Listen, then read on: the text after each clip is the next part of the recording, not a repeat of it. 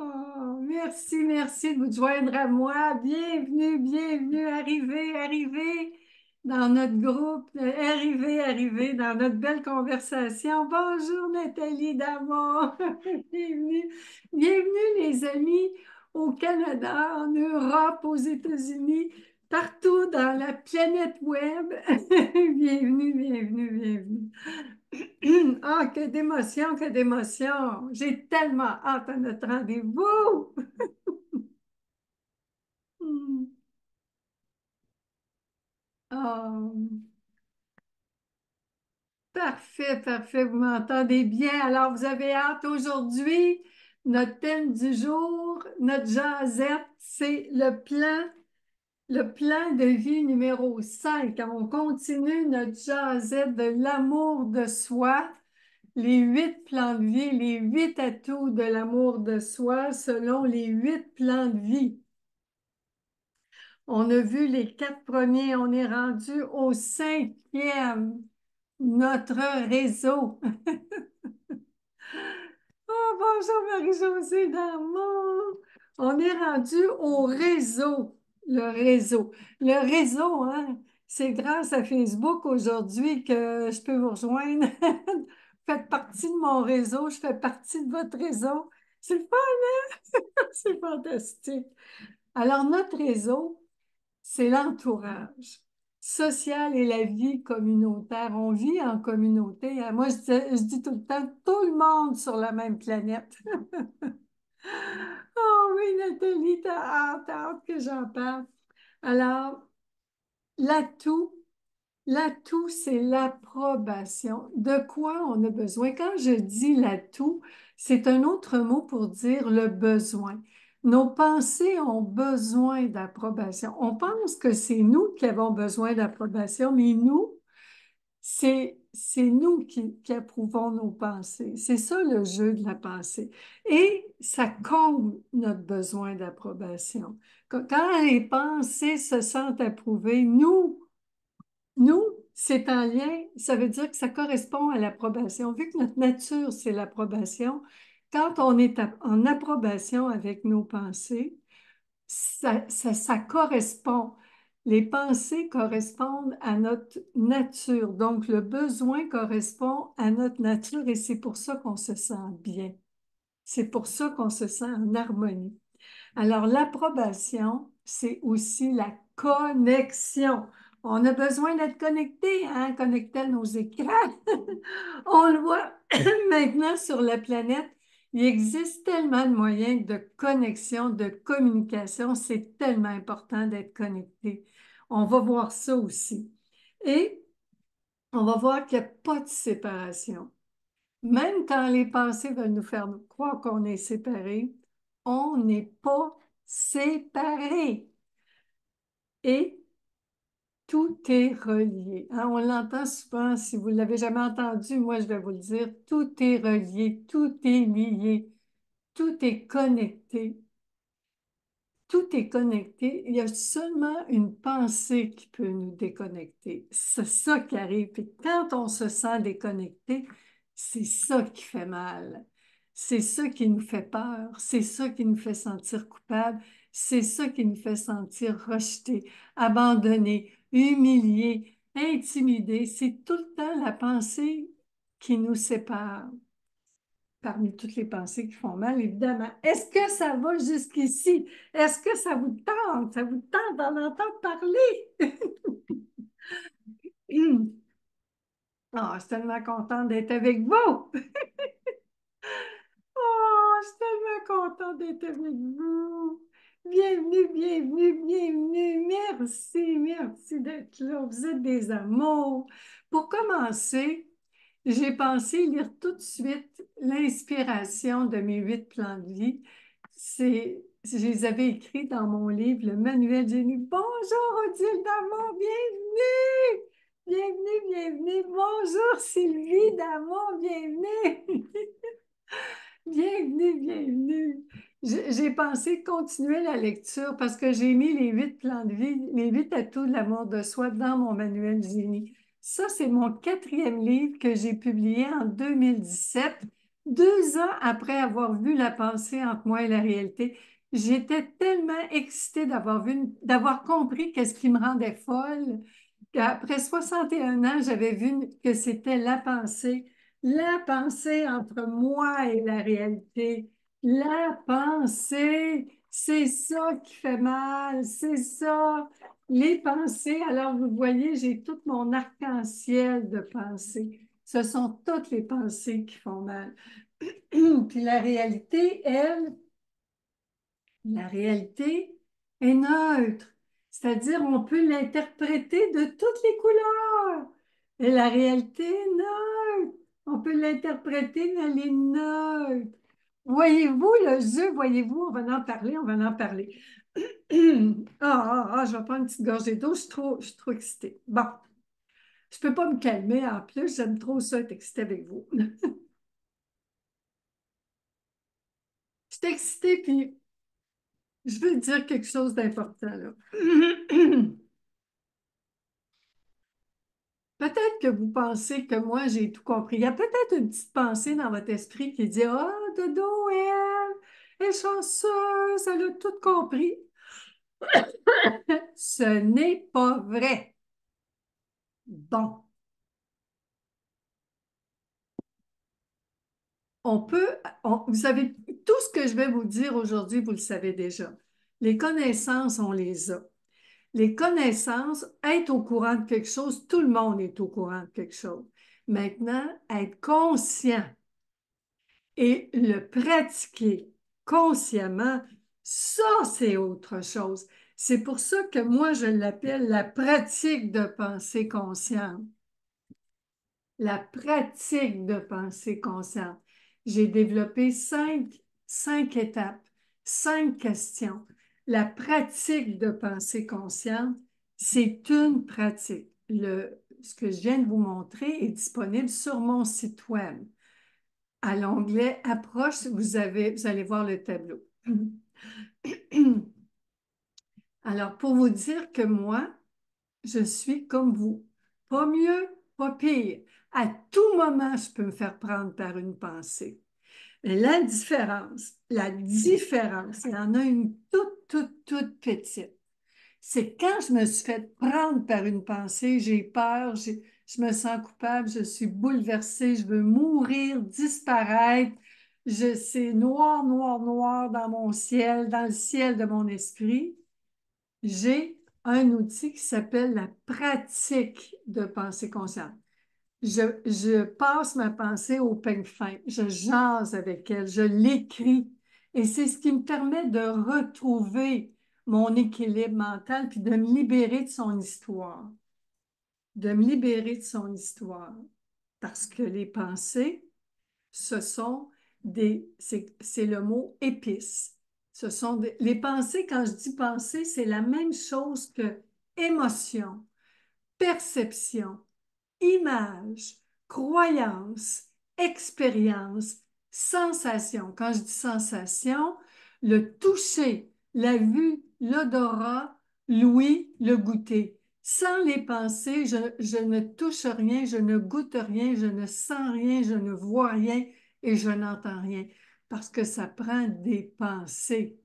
Le corps capte ça. Sans les pensées, il n'y a aucune histoire blessante ou aimante, aucune histoire stressante ou relaxante. Ça prend les pensées. Et là, je suis prête à vous lire mon extrait. Vous me suivez, vous êtes là, ça va vite, ça va vite, ça va vite. Quand je parle de mon sujet favori. Alors, vous avez compris en résumé, je ne suis pas mieux, pas pire que vous. La seule chose que je pourrais dire, c'est que j'ai un petit peu d'expérience dans la pratique. Un petit peu. Puis je ne la compare pas à la vôtre. Parce qu'à tout moment, vous pognez quelque chose, comme dirait mon amie Nathalie Grenier, vous le pognez, puis pouf, pouf, on ne sait pas jusqu'où vous allez aller. Puis c'est pour ça que j'adore coacher mes clients. En fait, j'accompagne mes clients à coacher leurs pensées. C'est pour ça que moi, je ne travaille pas sur vous. Je travaille avec vous pour qu'on travaille ensemble avec vos pensées. Ce n'est pas du travail sur soi, c'est du travail avec les pensées qu'on croit. Et ça change tout à propos de notre relation avec nous-mêmes et les autres. Alors, je lis, je lis, je lis. Quel détour, quel détour. Mais vous voyez, je fais des détours, je fais des détours, mais je reviens. Je fais des détours, comme en coaching. Mes clients me disent, oh là, tu m'as-tu perdu? Non, non, ma chérie, non, mon chéri, je te suis, je te suis. Je suis encore là, je suis encore là, je te suis. On fait des petites spirales. Une conversation, c'est des petites spirales. Mais on perd pas le fil. Alors, l'approbation. Ton cinquième atout, mon cher génie, ma chère génie d'amour, c'est l'approbation.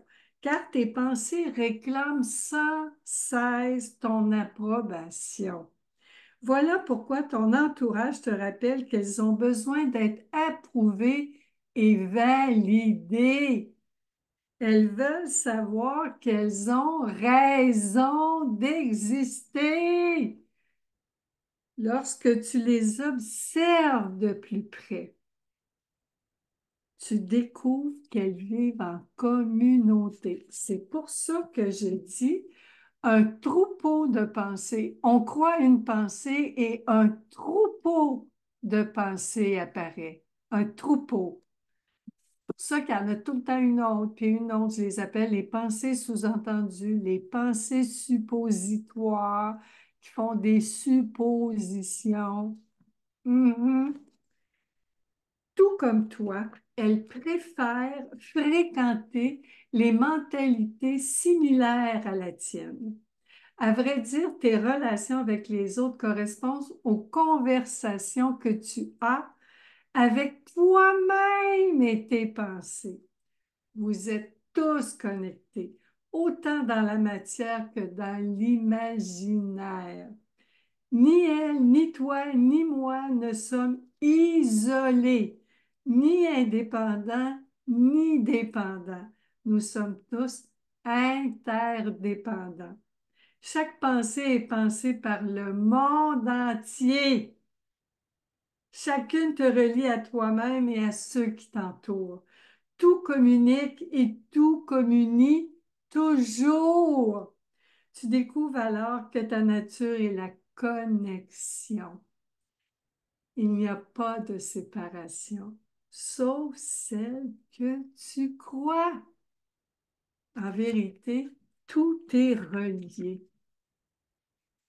Même un livre est relié. Puis si vous voulez en avoir un exemplaire, il est disponible dans ma boutique en ligne à dominiquealaire.com, mes chéris d'amour. Mon petit filon. Lui, c'est mon petit filon. Émilie! Bonjour, Émilie d'amour! Mon amie Émilie d'amour a lu au complet mon petit filon dans son groupe privé. Être ensemble, si vous voulez voir tous les extraits qu'Émilie a lus, allez faire un tour. À plus tard, en différé, vous pouvez m'écouter en direct aujourd'hui ou plus tard en rediffusion dans mon groupe privé. Et plus tard, un jour sur ma chaîne YouTube, qui est aussi sur mon site web, disponible sur mon site web. Alors, un autre extrait. Là, on y va pour les lectures, puis après, j'y vais dans les explications. Celui-là, c'est mon cinquième livre qui s'appelle Mon petit bijou, parce que mon petit mouton noir, je l'ai baptisé mon petit bijou. C'est vraiment comment, ça le dit, comment vous libérer de vos pensées d'abandon et de rejet. En fait, c'est comment vous libérer de toutes les pensées qui vous blessent et vous stressent. C'est le même principe. Le contexte est particulier pour ce livre-là, mais la démarche, la pratique de pensée consciente, qui est tout expliqué en détail dans la deuxième partie avec 5 exemples concrets, détaillés, c'est la même pratique de pensée consciente. C'est assez merveilleux avec une merveilleuse et extraordinaire préface de ma merveilleuse, précieuse préfaceuse, Annick Laprate, qui a écrit un livre merveilleux, Reprogrammer votre cerveau, et qui est une experte de la reprogrammation de notre cerveau. Alors, voilà pour les présentations et je vous lis. les séparations, parce qu'on parle, on a peur, l'abandon, le rejet, on a peur d'être abandonné, de rejeté, on a peur d'être séparé. On a tellement peur d'être séparé.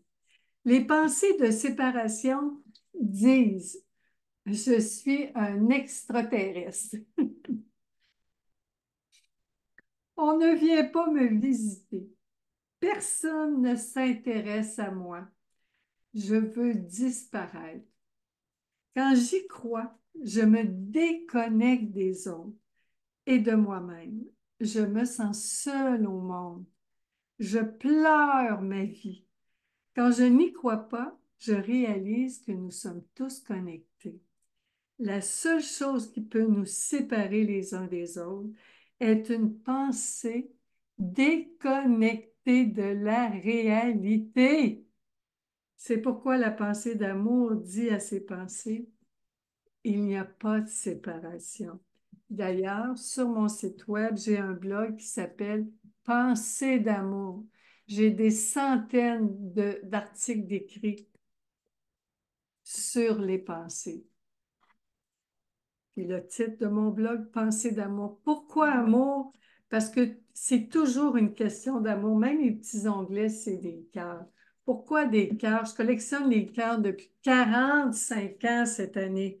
Pourquoi je collectionne les cœurs? Parce que c'est toujours de l'amour. C'est toujours, toujours de l'amour. D'ailleurs, j'ai des lunettes en cœur. J'ai des acétates en cœur. Je mets des cœurs partout. Je vous appelle d'amour, génie d'amour, ami d'amour, pour vous rappeler que tout ça, c'est par amour pour soi. Vous êtes ici aujourd'hui par amour pour vous. Bravo! Vous prenez soin de vos pensées par amour pour vous et par amour pour ceux que vous aimez. Le voyez-vous? Ce sont les pensées entre vous et les autres. Entre vous et les autres. C'est ça les pensées qui peuvent tout changer. Ce ne sont pas les autres. On n'a pas peur de l'opinion des autres. On a peur des pensées que les autres peuvent croire à notre sujet. On a peur des pensées qu'on croit à notre sujet et qu'on a peur que les autres croient aussi. C'est toujours des pensées, mes chéris. Le voyez-vous? Le voyez-vous? Le voyez-vous? Les pensées colorent la réalité. Les pensées colorent. La réalité est incolore. On pourrait même dire la réalité est multicolore aussi. Tout existe, tout est là. Ce sont les pensées qui font mal. Dans la réalité est ni mal, ni bien, ni correct, ni pas correct. Ce sont les pensées qu'on croit qui déterminent ça. Et ce que j'ai noté, c'est pour ça que je récapitule tout le temps à propos des pensées parce que c'est tellement facile à oublier. La première année, le jour où j'ai vu une pensée sur une plage à Cuba en mars 2015, quand je suis revenue chez moi, à tous les jours, je me le répétais. Je faisais mon lit, je me disais de dos, il y a une pensée en toi puis la réalité. Il y a toujours une pensée en toi puis la réalité. Il y a une pensée en toi puis ton corps. Il y a une pensée en toi puis ton lit. Il y a une pensée en toi puis ta fille. Il y a une pensée en toi puis tes amis. Il y a une pensée en toi tes clients. Il y a tout le temps des pensées. Je me le répétais parce que ça faisait 61 ans que moi, je voulais changer les autres. Je voulais me changer et ça ne fonctionnait pas. J'ai suivi des formations, j'ai été en thérapie à partir de 1987 jusqu'en 2015. C'est long. J'ai dépensé des sommes faramineuses, je ne vous dirai pas combien, mais c'est des bons montants. J'ai étudié aux États-Unis, j'ai étudié d'un océan à l'autre du Canada. Je suis même allée en Europe. Je voulais comprendre cette affaire-là. Et quand j'ai vu la pensée, là, là, je l'avais pogné mon filon, comme je dis. Je l'ai vu. Je l'ai vu. Est-ce que ça vous parle? Est-ce que ça vous parle? Trouvez-vous ça extraordinaire que c'est tout le temps une question de pensée? Avez-vous des questions jusqu'ici? Est-ce que ça va? Des commentaires? Tout est beau? Oh, oh, merci. Là, c'est sûr, hein, comme vous le savez, je m'installe une demi-heure avant l'enregistrement, avant notre direct, puis je m'assois, puis là, je dis aux petites pensées, bon, ben là, les filles, c'est le temps, là, je vais parler de vous, de quoi qu'on parle. Puis je fais un petit résumé, c'est pas long, ça prend entre 20 minutes puis une demi-heure. Puis aujourd'hui, ben, c'est ça, là, les petites pensées, ils ont dit, là, Dodo, tu vas faire un petit résumé, un rappel, une récapitulation des pensées. Et ensuite, tu vas parler de la connexion. Pourquoi c'est si important d'être connecté? Pourquoi tout le monde est sur Facebook, sur Twitter? Pourquoi, pourquoi on a besoin d'une plateforme publique? Pourquoi, pourquoi c'est si important? Pourquoi les influenceurs? Pourquoi les gens? On voit là, c'est la grosse mode là. Pourquoi? C'est parce qu'on, c'est pas juste pour être connecté. On a besoin d'être connecté, mais on a aussi besoin du regard de l'autre. On a besoin d'être reconnu, d'être approuvé. Puis approuvé, c'est un autre mot pour indice, les 8 atouts de l'amour de soi pour se sentir aimé. On a besoin de sentir qu'on est digne d'amour. On a besoin de sentir qu'il y a quelque chose d'aimable à propos de nous. Puis toutes les clics j'aime, hein, les petits cœurs, moi j'adore ça. Facebook, je peux cliquer, j'adore, je mets des cœurs partout. Parce que ça fait du bien de dire j'aime ce que tu as écrit, j'aime ce que tu fais, j'aime te voir avec ta famille, que tu partages tes projets avec moi, tes réussites, j'aime que tu partages tes peines, j'aime être là pour toi, j'aime. Vous voyez, c'est le besoin aussi de partage ensemble, que ça connecte dans les deux sens. On a besoin de donner et recevoir, donner notre opinion, puis recevoir l'opinion des autres, l'échange, la communication, la connexion, la communion, union, indice. Ce qui est merveilleux, c'est ce désir-là, le désir de sentir qu'on fait partie d'un tout. Est-ce que ça vous parle? Faire partie de ce tout-là, est-ce que ça vous parle? Est-ce que vous vous reconnaissez là-dedans dans ce grand besoin-là de validation? Oh, je vois monter les beaux petits cœurs. Mon Dieu, que Facebook, c'est plaisant. On va monter plein de petits cœurs. C'est merveilleux. Et c'est pour ça que, qu'est-ce que la pratique de pensée consciente vient faire là-dedans? C'est que c'est merveilleux, les réseaux sociaux, les réseaux, l'entourage, les associations, les communautés. C'est merveilleux. Et c'est quoi qui fait mal là-dedans? C'est l'opinion des autres. Puis l'opinion des autres, comme je l'ai dit, parce que l'opinion des autres, on en a besoin, on veut avoir l'opinion des autres, le regard de l'autre. Pourquoi ça fait mal? C'est quand l'autre dit quelque chose que nous, on n'aime pas. Et là, nous, qu'est-ce qui arrive? C'est on n'a plus le goût de vivre, on va se rejeter, on va s'abandonner, on va rejeter les autres. Et c'est la guerre. On va être en guerre. On se justifie. On va vouloir se justifier. On va vouloir contester. On le voit beaucoup actuellement. Et ça peut même aller jusqu'à l'intimidation. On veut empêcher la personne de s'exprimer ou on veut la diminuer, la rabaisser.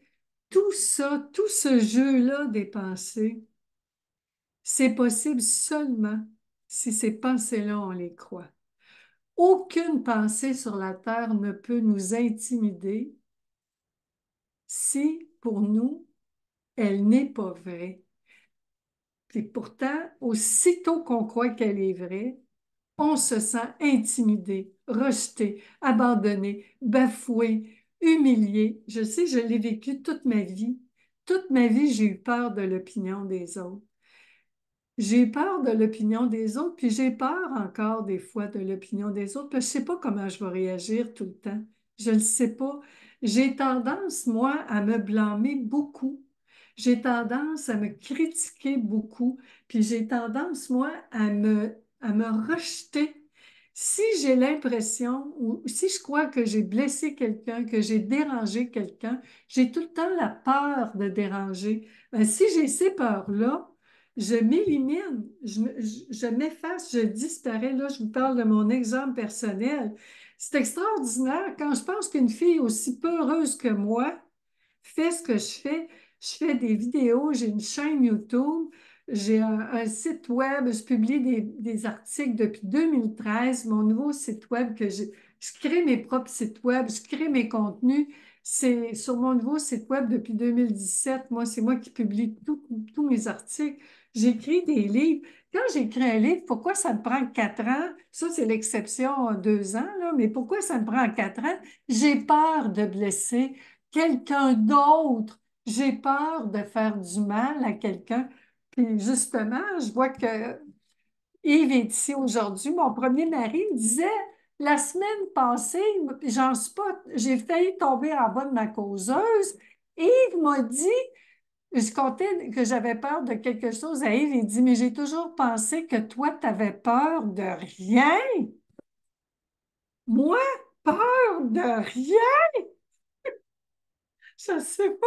On a été en couple 17 ans. Je ne sais pas où il a pris ça, là. On était mariés. On s'est connus en 74 à l'Université Laval. Ça veut dire que ça fait 50 ans qu'on se côtoie, là. Ben, quand il m'a dit ça, que moi, je n'avais peur de rien, ben, si c'est l'image que je projette, ben, j'en reviens pas. J'en reviens pas moi-même. Parce que ce que j'ai compris, c'est que la peur, puis je l'ai écrit là, la peur de l'opinion des autres, ça cache le désir de partager avec les autres. La peur, désir, c'est la même chose. La peur, c'est un côté, pour moi, toutes les pensées sont bipolaires. Alors, le désir, c'est le côté positif de la pensée qui veut quelque chose, puis la peur, c'est le côté négatif de la pensée qui veut pas quelque chose. Je veux partager mon amour des pensées, j'ai peur de blesser quelqu'un. Vous voyez, c'est les deux côtés d'une même pensée. Pour moi, les pensées sont bipolaires. C'est vrai, Nathalie D'amour, ça te parle. Les pensées sont bipolaires. Ça veut dire que les pensées ont toujours deux côtés. Une pensée négative comporte un côté positif. Les pensées sont bipolaires. Elles ont deux polarités. Alors, une pensée positive a la même polarité négative. Une pensée négative comporte la même polarité positive. Le travail de la pensée consciente, c'est qu'on prend une pensée négative, puis on travaille avec elle jusqu'à temps qu'on voit son côté positif. Et au moment où le côté négatif et le côté positif s'équilibrent, les charges se neutralisent. Et là, on est libre d'agir. Si moi, je fais ce que je fais, je le fais en connaissance de cause. J'ai réfléchi à la question et je passe à l'action. En résumé,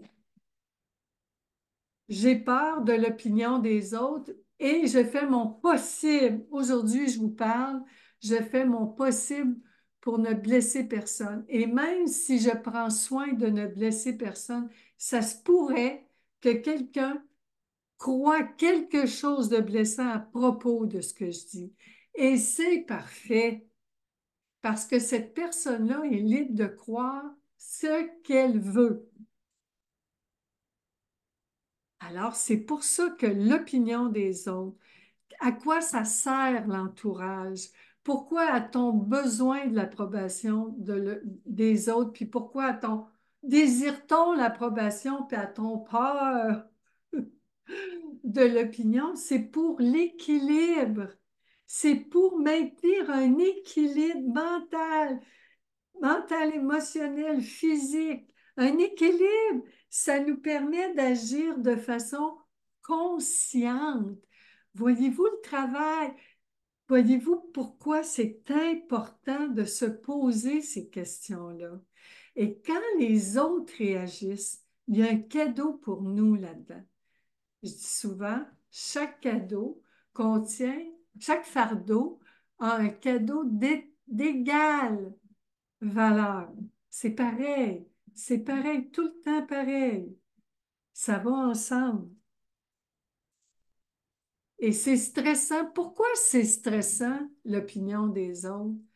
C'est stressant quand je veux avoir l'approbation de quelqu'un. Pourquoi c'est stressant? C'est stressant parce que je n'ai pas le contrôle sur l'approbation des autres. Je n'ai pas le contrôle. Je le vis, moi, ça fait 16 ans que je suis en pratique, ma pratique de coaching.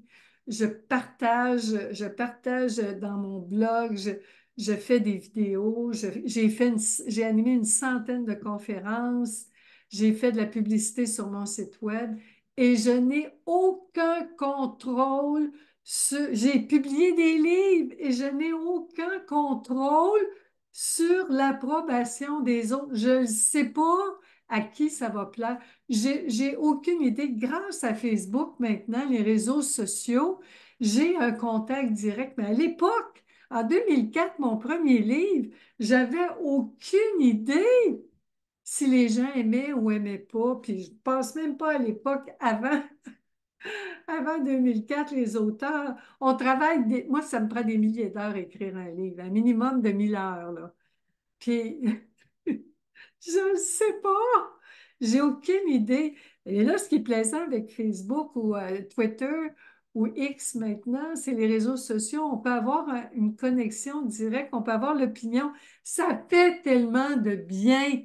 Ça fait du bien d'avoir le contact. Je le sais parce que notre nature, c'est la connexion. Est-ce que ça va jusqu'ici? Avez-vous des questions? Est-ce que ça va?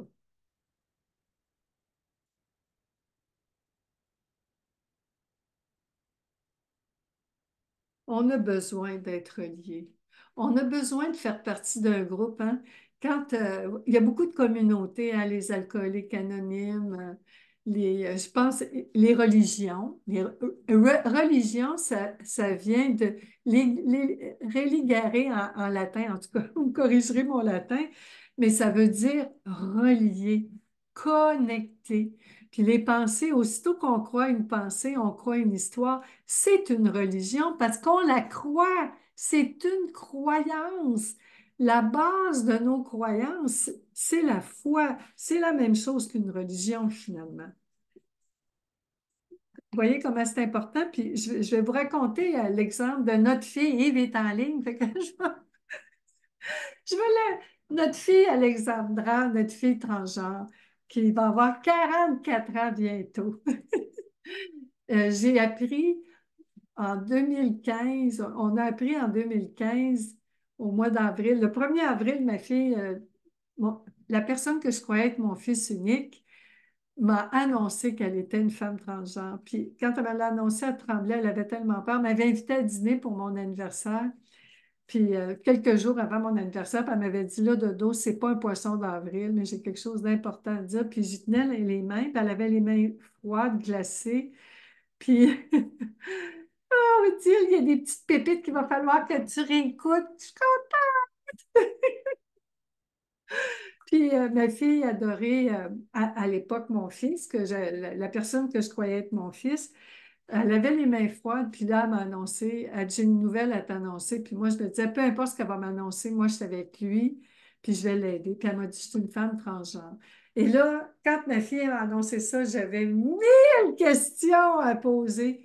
Puis j'ai dit, ah, j'ai des questions, est-ce que je peux te poser des questions? Puis elle m'a dit oui. Puis là, on est allé au restaurant.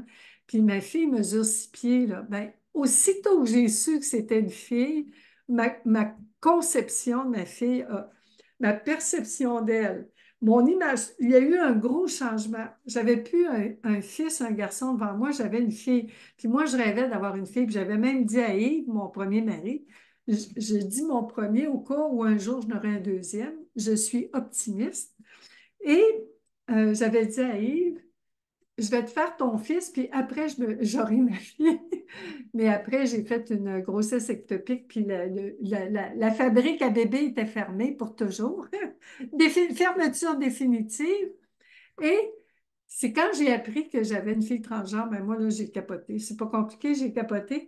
Et là, ma fille tout de suite, j'ai offert un téléphone cellulaire parce que là, j'avais peur qu'il arrive quelque chose. Vous voyez, mon fils, lui, il était fort, il était solide, mais ma fille était fragile. C'est vraiment extraordinaire le troupeau de pensée qui peut être différent. Et là, ma fille, j'ai offert un cellulaire et elle s'est inscrite sur Twitter en 2015. Et ma fille est devenue, de 2015 à 2023, jusqu'en septembre 2023, elle est devenue une influenceuse, un personnage, une porte-parole pour les personnes transgenres. Et c'est extraordinaire le travail qu'elle a fait. Elle a évolué, je l'ai vu évoluer, je l'ai vu d'adolescente à femme, adulte, je l'ai vu grandir, je l'ai vu maturer, puis elle est allée en thérapie aussi. Puis là, elle s'est mariée depuis un an, elle est mariée avec sa conjointe, une femme merveilleuse. Et ce qui est extraordinaire, c'est que ma fille était toujours sur son cellulaire. Presque toujours. Ma fille dormait la nuit. Ma fille, quand on dit toujours, beaucoup, beaucoup d'heures par jour. Je n'étais pas inquiète de ça parce que je savais que c'était sa façon de se rassurer. Souvent, quand je la rencontrais, elle était sur son cellulaire. Puis j'ai compris, puis elle-même me l'a expliqué, que c'était pour se rassurer, pour se calmer, pour concentrer son attention.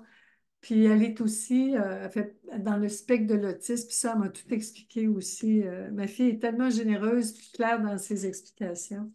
Puis elle a écrit beaucoup de livres aussi. Elle est rendue à son 8e livre, qui était, qui est extraordinaire, en anglais. Ma fille écrit en anglais, moi j'écris en français. Puis même maintenant, elle a sa maison d'édition, elle publie elle-même ses livres. Et tout ça pour vous dire que Twitter lui a servi d'ancrage. La communauté sur Twitter l'a accompagné, l'a soutenu. Moi, je veux dire un gros merci à Twitter pour toutes les années où cette communauté-là, bienveillante, merveilleuse, l'a accompagné. Et puis, bien sûr, comme toute chose, hein, il y a tout le temps un début, une ascension, et puis un déclin, puis une destruction, hein. C'est comme les vagues. Il y a tout le temps un mouvement. Une naissance, un début, un paroxysme, une descente, puis une destruction, un effondrement. C'est dans l'évolution de tout. On l'a vu dans toutes les civilisations. Et ma fille, ben, avec ce qui s'est passé avec X, le changement de propriétaire, la communauté a changé. Il y avait plus de la place sur la place publique pour les commentaires négatifs, les commentaires, les pensées intimidantes. Et ma fille se sentait plus bien dans ce réseau-là, puis elle a changé de réseau. En septembre, moi, je la suivais tous les jours, tous les soirs, de 2015 à 2023, ma fille publiait une petite pensée avant de se coucher. Puis tous les soirs, j'avais un contact avec ma fille puisqu'elle demeure à Montréal, puis moi à Québec, on n'était pas là, on n'était pas proche de se voir physiquement tous les jours, mais c'était mon contact. Alors en septembre l'année dernière, quand elle a quitté X, j'ai eu un pincement au cœur, puis après, j'ai reconnu que c'était comme la réalité est toujours parfaite, c'était parfait. Et ma fille a développé un autre réseau qui correspond mieux aujourd'hui à la femme mature, adulte, qui s'épanouit maintenant. Et je vous raconte l'histoire pour vous dire que même quand on croit qu'il y a quelque chose de négatif dans le réseau, il y a aussi quelque chose de positif. Et pour les parents, je vais faire une petite annonce, ma fille adore ça quand je fais ça. Pour les parents, si ça vous inquiète vraiment ce que vos enfants font, ou votre conjoint, ou vos amis, ou vos partenaires, demandez-leur. Demandez-leur qu'est-ce qu'ils vont chercher, c'est quoi leur intention, quel est leur besoin, quel est leur besoin, qu'est-ce que ça leur rapporte. Ma fille, à partir de septembre l'année passée, était presque plus sur les réseaux sociaux. Ça a changé. Et ça, c'est parce que elle a vécu d'autres expériences et rendu ailleurs dans sa vie. C'est que ça peut être un outil comme des béquilles. C'est un outil pour nous faire avancer à un moment donné, mais à un moment donné, on n'en a plus besoin ou plus dans la même forme. Parce que moi, depuis 2009, j'ai évolué aussi. Je suis certaine que vous aussi, vous avez évolué dans le réseau. Puis là, je parle des réseaux sociaux, mais dans vos communautés, dans votre entourage, dans votre village, votre ville, parce que la famille, c'est la première communauté, puis on en a parlé dans la jasette précédente.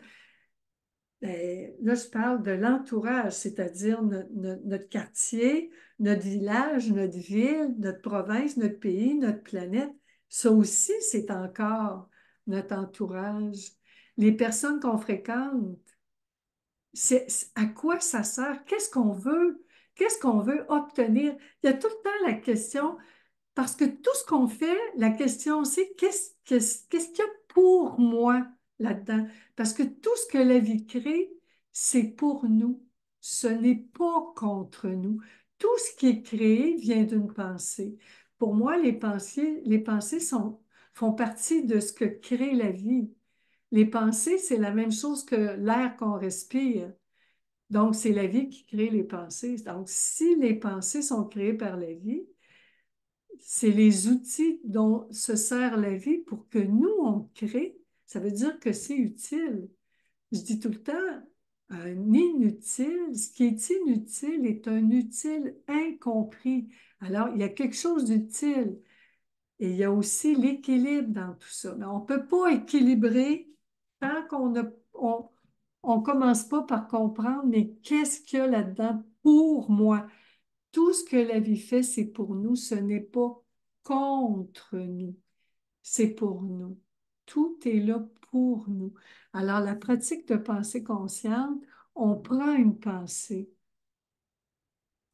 J'ai peur de l'opinion des autres. Cette pensée-là, comment je me sens quand j'ai peur de l'opinion des autres? Là, je vais décrire dans mon corps toutes les sensations, parce que là, j'ai le cœur qui me débat, j'ai les mains moites. Euh, je me sens crispée. J'ai une pression dans la poitrine.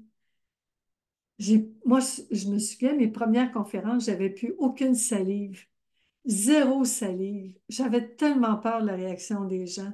J'avais peur de dire quelque chose de scandaleux. J'avais peur, des peurs énormes. Je l'ai fait quand même. J'ai peur et j'agis, c'est absolument incroyable. Et l'étape 2, quand est-ce que j'ai commencé à avoir peur de l'opinion des autres? Parce que je vous l'ai dit, hein, on ne peut pas changer les autres. Quelqu'un va dire quelque chose, c'est fait. C'est un fait. Et c'est une pensée.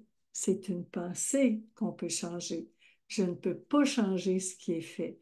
Je ne peux pas changer ce qui n'est pas encore fait. Je peux changer ce que je pense à propos de ce qui est fait et ce que je pense à propos de ce qui n'est pas encore fait. En fait, je dis tout le temps, c'est pas ce qui se passe, c'est ce que j'en pense. Alors, quand est-ce que j'ai commencé à avoir peur de l'opinion des autres? Peut-être quand j'étais petite. J'étais très sensible à la critique. En fait, quand ma mère me faisait un commentaire, moi, j'appelais ça une critique. Moi, je m'en voulais parce que je voulais être parfaite. Moi, j'avais la pensée, je devrais être irréprochable. Je devrais être irréprochable. Alors, cette pensée-là, j'ai quel âge quand je la crois? J'ai quel âge quand j'ai peur de l'opinion de ma mère? Moi, ça a commencé avec ma mère. L'autorité suprême, c'est ma mère. C'est elle. Alors, j'ai peur de l'opinion de ma mère. En fait, j'avais peur que ma mère cesse de m'aimer. J'avais peur de perdre. Un point important, mes chéris d'amour. La peur, c'est toujours la peur de perdre. De perdre. De perdre quoi? Puis souvent, moi, je ris parce que j'écoute les tournois de tennis, puis ils sont deux en finale, puis il y en a un qui dit, j'ai perdu le tournoi, j'ai perdu la coupe, mais il ne l'a pas perdu, il ne l'a pas gagné. Comment peux-tu perdre une coupe que tu n'as pas gagnée? Pour la perdre, premièrement, ça, t'as gagnes, après ça, tu perds dans tes bagages à l'aéroport, tu perds comprenez ce que je veux dire? C'est souvent on a peur de perdre quelque chose, mais on ne perd pas quelque chose, on perd de vue quelque chose. Mais pour que ça nous appartienne, pour le perdre, la règle, c'est que pour le perdre, ça nous appartient. Fait que, tu sais, je ne peux pas perdre quelqu'un que j'aime parce qu'il ne m'appartient pas. C'est un autre sujet, mais c'est intéressant parce que la perte, on en a parlé avec la famille. Et là, on est rendu à l'étape 3. Cette pensée-là, j'ai peur de l'opinion des autres. Est-ce qu'elle est réelle ou imaginée? Indice. Toutes les peurs, est-ce que les peurs, c'est à propos de ce que je vis maintenant ou de l'avenir, du futur? L'avenir, le futur, oui, OK. Alors, l'avenir, c'est maintenant ou pas maintenant? C'est dans la fiction, l'avenir, ou dans la réalité? Hein? C'est un fait. C'est un fait que les autres ne m'approuvent pas. La réalité, c'est quoi, ma chérie d'amour? Quand je parle à la petite pensée, hein? Ça paraît pas, mais je parle à la petite pensée. La pensée. Est-ce que, est-ce que la réalité, c'est quoi? C'est que je, je peux avoir peur de l'opinion des autres, ça c'est vrai. Je peux avoir peur, ça c'est la réalité, j'ai peur. Mais la réalité, l'opinion des autres, est-ce que c'est vrai que j'ai peur de l'opinion des autres ou j'ai peur des pensées effrayantes que je crois à propos de ce que peuvent dire les autres? Parce que même si les autres ne le disent pas, à quelle pensée effrayante je suis en train de penser? Quelle pensée effrayante et effrayée je suis en train de croire? Et c'est ça l'affaire. C'est quand j'ai peur de l'opinion des autres, c'est-à-dire de, quand j'ai peur de l'opinion des autres, c'est quoi les avantages? Je vous en ai nommé quelques-uns tantôt. Quand j'ai peur de l'opinion des autres, ça m'amène à être plus consciente. Ça me permet de réfléchir avant de parler. Vous savez, le vieux dicton, tourne ta langue 7 fois avant de parler. Si tout le monde faisait ça, ben, on ne vivrait pas sur la Terre, premièrement. On serait sur une autre planète et on va peut-être la découvrir bientôt. En tout cas, dans l'imaginaire, ça existe, mais pas dans la réalité. Et ça me permet un avantage, ça me permet de réfléchir. Un avantage, ça me permet de me mettre à la place des autres. Si j'ai peur de ce que quelqu'un va dire, c'est qu'il y a une possibilité que ça blesse. Alors, qu'est-ce qui pourrait être blessant dans tout ça? Qu'est-ce qui pourrait faire mal dans tout ça? Et ça me fait beaucoup réfléchir. C'est pour ça que ça me prend 4 ans à écrire un livre. Ça me prend un blog, un article de blog que je publie. Ça va vous prendre en moyenne 5 minutes à lire. Ça va me prendre entre 3 et 6 heures à écrire. Pas parce que j'écris un premier jet, parce que ça va me prendre 10 minutes à écrire un premier jet, puis 4 heures et demie à le réviser pour être sûr que je ne blesse pas. Imaginez. Puis je n'ai pas de garantie, là. Et où est-ce que je fais pareil? Ben, c'est ça la question. La question, la question qui tue, où est-ce que moi je me juge? Où est-ce que moi, c'est quoi les opinions que j'ai à propos de moi? Et par exemple, et puis là, j'arrive à la fin, là, pourquoi j'ai besoin de voir cette pensée? Puis comment ça me rend plus libre? Je vais prendre l'opinion. Moi, j'ai quelqu'un qui m'a dit, t'es donc bien bizarre, t'es bizarroïde, t'es tellement bizarre. Moi, si j'avais entendu ça, j'aurais entendu ça quand j'avais 10 ans, j'aurais fait une dépression nerveuse. Ma mère m'aurait amené chez le médecin, ce qu'elle a fait. Pour le cours classique, quand j'ai commencé mon secondaire première année, mon cours classique, première journée, j'étais tellement stressée, je suis revenue chez moi. Ma mère est allée voir le médecin, puis elle m'a fait prescrire des petites pilules bleues pour les nerfs. Puis j'ai la fibromyalgie depuis 36 ans. C'est pas la maladie de quelqu'un qui est calme, quelqu'un qui est rassuré. Et c'est ça l'affaire. Je ne savais pas comment me rassurer. Imaginez-vous à quel point j'avais peur. J'avais peur de l'opinion des autres. Et c'est ça l'affaire, c'est si quelqu'un m'avait dit ça, que j'étais bizarre, quand j'avais 15 ans, j'aurais fait une dépression nerveuse parce que je trouvais ça inacceptable d'être bizarre. Tout le monde pouvait être bizarre, sauf moi, parce que j'étais complètement aveugle, aveugle. J'avais complètement perdu de vue que tout le monde pouvait me trouver bizarre, que ça, là, c'était possible. Tout le monde pouvait me voir bizarre. Même moi, des fois, je fais des affaires puis je me trouve bizarre. Si moi, je prends si longtemps à écrire un article ou à écrire un livre, c'est parce que je le sais que je suis bizarre. Puis je trouve ça extraordinaire que mon éditeur, puis Annick Laprade, il accepte ma bizarroïdie, là. Je ne sais pas si c'est une glande bizarroïde, comme la thyroïde, mais en tout cas. Mais c'en est une, moi je l'ai, cette glande-là, parce que j'en reviens pas qu'elle ait joué mon jeu des moutons, des brebis, puis des cœurs, puis des lunettes. Puis comme ils ont embarqué dans mon fantasme. Je les trouve exceptionnels. Quelle ouverture d'esprit! Le but de tout ça, mes chéris d'amour, on ouvre notre esprit. On ouvre notre esprit sur la Terre en ce moment. On frise le 8 milliards. Imaginez la diversité. La diversité. C'est assez extraordinaire. Mon Dieu, je m'emballe, je m'emballe. Mais je reviens à moi. Bizarroïde. Comment ça me sert? Oui, je l'assume. Je l'accepte. Ça m'énerve. Je vais l'attacher, mon bouton. Bon, j'ai une petite pensée qui dit attache ton bouton, attache ton bouton. Bon, c'est fait. Vous voyez, je ne l'entends plus. Quand elle dit fais ta vaisselle, je me lève, je fais ma vaisselle. Pourquoi? Ben, je vais l'entendre pendant une demi-heure. Elle dit lève-toi, va faire ton lit. Pourquoi? Je vais l'entendre une demi-heure. Les pensées, maintenant, je les écoute. Euh, Pourquoi j'ai besoin de croire la pensée? Je suis bizarroïde parce que quand je crois, je vois à quel point c'est important d'assumer d'être bizarroïde. Ben, ça permet à tout le monde sur la planète d'assumer leur bizarroïdie.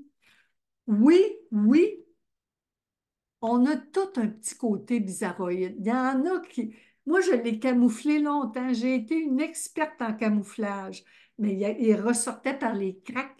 Parce que ce que la vie fait avec l'opinion des autres puis l'entourage, là, il va tout voir. Moi, là, je vais tout me coiffer, m'arranger, faire mon œuvre d'art. Je vais tout m'examiner. Là, j'arrive devant vous, puis là, vous, là, hey, ça y est, c'est le festival de la critique. Y a-tu vu l'allure? Pourquoi qu'elle se crêpe les cheveux? Elle s'est mis du spray net. C'est pas bon pour le jaune, l'environnement. De quoi elle a l'air? Imaginez tout, là, c'est le festival des jugements. Et c'est ça qui est bien. C'est la diversité. Maintenant, on apprend avec la pratique de pensée consciente. Quand je vous coach, je ne coach pas avec une vidéo parce que je veux toute votre attention. On remplit le formulaire ensemble, mes chéris d'amour. On remplit le formulaire. Je suis au téléphone pour mes clients au Canada. Je suis au téléphone et on écrit. On les écrit pour les voir sur le papier, pour connecter, pour les approuver. Pour approuver ça, vous pensez qu'on veut rejeter, on lui donne notre approbation, on l'accueille, on la recueille, on la dépose pour la voir. Ça lui permet de se reposer sur le papier. Mon Dieu, le nez m'a pique tellement je suis excitée de vous dire ça. Parce que, parce qu'à chaque fois qu'on accepte, qu'on assume, qu'on reconnaît quelque chose, un trait de nous, à chaque fois qu'on est en paix, moi, depuis que je suis en paix avec mon côté bizarroïde, je reconnais que tout le monde est correct.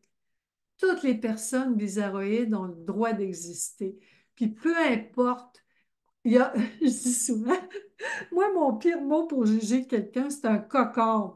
Quand je vois quelqu'un faire quelque chose de bizarre, j'entends la pensée, as-tu vu de dos le cocon? Puis je dis, je réponds tout le temps, ma chérie, hein, ma petite chérie d'amour, t'as-tu vu de dos le cocon? T'as-tu vu le cocon? Je dis, ma chérie d'amour, on est, on est toujours le cocon de quelqu'un, là. Moi, je suis en ce moment le cocon de quelqu'un. Il y en a peut-être qui viennent voir mes vidéos juste pour me trouver ridicule, et c'est tant mieux. Parce que pourquoi me donne en ridicule, je me donne en spectacle, puis je suis emballée de même? C'est parce que aussitôt qu'on voit le ridicule d'une pensée, on est libéré. On a assez de recul pour voir le ridicule et on rit. Et je coach au téléphone mes clients canadiens, mes coachés, mes clients, mes clientes au Canada, peu importe la religion, le genre, le sexe. J'ai pas de jugement là-dessus. Puis c'est le fun au téléphone. On n'a pas tous les jugements. Bonjour, Brigitte Lamour! On n'a pas tous les jugements. Jésus disait, tu vas l'aimer, Brigitte, Jésus disait, qui n'a jamais péché lance la première pierre. Ouais, ah ouais, vas-y, juge-toi, voyons. Juge donc si tu n'as jamais rien fait. Hey. Mais Jésus, il dit tout le temps, il dit tout le temps, ma dodo, pardonne-toi, ma dodo, tu sais pas ce que tu fais. Mais pourquoi quand on voit le ridicule? Je veux juste dire, pour finir, que tous mes clients en Europe, aux États-Unis, puis partout dans le monde, tous ces clients-là, je vous coach dans Messenger audio seulement, parce qu'on ne sera pas distrait par les images. On rentre tout de suite dans le vif du sujet, puis c'est tellement intime le téléphone ou le petit écouteur audio, où vous pouvez mettre ça sur votre haut-parleur, mais il n'y a pas de vidéo. Je vous le dis, le coaching, ça va vite, on embarque tout de suite dans les pensées. C'est tellement intime. Vous avez le droit de pleurer, sacrer, rire, crier, hurler, vous moucher. On prend tout le temps les pauses pour se moucher, prendre une petite gorgée d'eau. On a envie des émotions et c'est correct. Les pensées ont le droit de s'exprimer. Les émotions, ce sont les effets secondaires des pensées qu'on croit. Une émotion, c'est la réaction à une pensée. Nos comportements sont les réactions à nos pensées. On croit une pensée aussitôt qu'on la croit. Elle devient notre religion. Elle devient nos émotions. Notre corps est le haut-parleur des pensées. C'est le capteur des pensées. Les pensées, c'est de l'énergie. Et c'est là que la peur, la peine, la colère, la culpabilité, puis tous les synonymes de ça, sont ressentis dans le corps, exprimés par le corps pour qu'on s'en rende compte. La souffrance, c'est un réveil matin. C'est une clochette d'alarme pour nous réveiller, mes chéris d'amour, à la bonté de la réalité. Puis Jésus le savait. Jésus, c'est mon grand maître depuis très longtemps. Il savait que c'est une pensée qui nous rend fous. Il savait. T'aimes ça, Brigitte d'amour, tant mieux. Je vous le dis, tout ça, c'est par amour. Jésus il disait, c'est par amour. Puis Jésus, moi, je le vois comme je suis. Je rajoute un petit i, puis ça fait je suis. Je suis amour. C'est notre nature. Je suis la conscience. Et on a besoin de partager. Moi, ce que je trouve extraordinaire dans le coaching, c'est que vous pouvez tout me dire, tout me raconter, tout ça sans le jugement parce que vous avez le droit de partager. Et c'est important, le travail qu'on fait, c'est important d'offrir une zone de confort. J'offre une zone de confort aux pensées blessantes, stressantes, frustrantes, intimidantes. C'est très important parce que notre travail ensemble, c'est de les rassurer, de les comprendre, de les aimer. Et c'est pour ça que les réseaux sociaux, des fois, quand quand on n'est pas trop conscient du jeu qui se passe, le jeu des pensées, c'est que ça peut devenir très cruel. Les réseaux sont la manifestation de ce qui se passe en dedans, là. En fait, les autres, parce que Sartre avait dit l'enfer, c'est les autres. Je fais une petite modification. Je modifie. L'enfer, ce n'est pas les autres, mes chéris d'amour. L'enfer, ce sont les pensées qu'on croit à propos de nous-mêmes et des autres, et de la vie, et de notre corps, et de tout, et des 8 plans, là. L'enfer, c'est les pensées qu'on croit à propos de tout, notre cœur, notre esprit, notre corps, la famille, le réseau, le travail, l'argent, la magie. Prochaine rencontre, ça va être à propos du travail. Du travail, notre prochaine jasette au mois de juillet, mes chéris d'amour, avant les vacances. Oh, c'est tellement extraordinaire. Là, bon, je me calme, je me calme. Je fais juste vérifier si je résume. Vous voyez, c'est tout le temps pour se sentir connecté. Alors, à chaque fois qu'on a pris le temps d'écouter les pensées, de se connecter à nos pensées, d'approuver nos pensées, de les comprendre puis de les aimer, on sent la connexion. Et là, on est capable d'aller sur Facebook, Twitter, X. On va voir tous les commentaires qui sont écrits puis on est détendu. Et si on est stressé, on ferme tout, puis on fait la pratique de pensée consciente, mes chéris d'amour. Hmm. Là, j'ai une émotion. C'est tellement extraordinaire, les émotions. Je vais aller voir le film sans dessus-dessous 2 bientôt, là. Hmm. Oh, j'ai des gros, gros frissons. Je pense à vous, puis je me trouve tellement chanceuse d'avoir des amis extraordinaires comme vous qui voulaient prendre soin de vos pensées. Parce que quand vous prenez soin de vos pensées, mes chéris, tout change. Quand vous prenez soin de vos pensées, votre vie va complètement changer. Votre vie avec vous-même, puis votre vie avec les autres, mes chéris d'amour. C'est vrai qu'on est ici pour aimer. Jésus avait raison. Aimez-vous les uns les autres comme je vous ai aimé. Moi, je fais une petite nuance. Aimez vos pensées comme je vous ai aimé.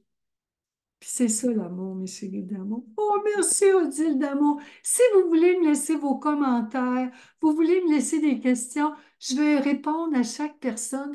Je suis tellement tannante. Ma tante Bette qui est maintenant dans la lumière me disait, t'es tannante, ma dodo, t'es tannante. Je l'assume. Je l'assume. Je suis tannante parce que ça me fait du bien de partager mon amour des pensées avec vous. Merci infiniment. Oh mon Dieu, il fait déjà chaud, puis je... Merci. Écrivez-moi, partagez, partagez, osez. Dans notre groupe privé, c'est entre nous. Ou vous m'écrivez en privé dans Messenger, vous m'envoyez un courriel sur mon site web. Tous les moyens sont bons pour me joindre, mes chéris d'amour. Je vous aime. Merci tellement d'être là. Vous êtes extraordinaire. Je vous aime. Je vous adore. Je suis tellement chanceuse. Je suis tellement chanceuse. Merci pour tout. Et comme dirait ma fille adorée, à plus!